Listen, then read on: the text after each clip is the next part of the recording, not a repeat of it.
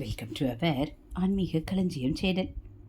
இன்றைக்கி நம்ம மகாபெரிவா அருள்வாக்கில் வேதம் படிக்க உதவித்தொகை வழங்குங்கள் என்று பெரியவா சொன்னதை தெரிந்து கொள்ளலாம்.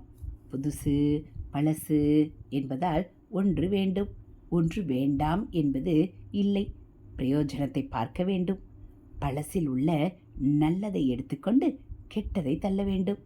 புதுசில் உள்ள கெட்டதை தள்ளி நல்லதை எடுத்துக்கொள்வோம்.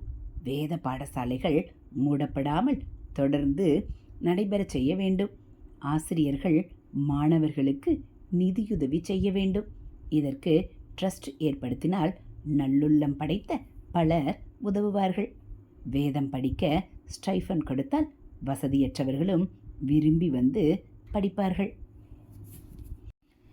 வேதம் ஏன் இருக்க வேண்டும் என்றால், முதலில் அந்த மந்திர சப்தம், அதிலுள்ள யஜ்யம் கர்மாக்கள் உலகத்தில் இருந்து கொண்டிருந்தாலே சகலருக்கும் நலம் நல்கும்.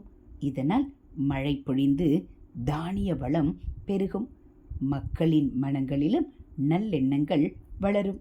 இப்படியாக இன்றைக்கும் என்றைக்கும் நம் தேசத்துக்கு மட்டுமின்றி உலகம் முழுவதற்கும் சுபிக்ஷத்தையும் ஆத்ம சாந்தியையும் உண்டாக்குவதற்காகத்தான் வேத ரக்ஷணத்தை முக்கியமாக சொல்லி வருகிறேன்.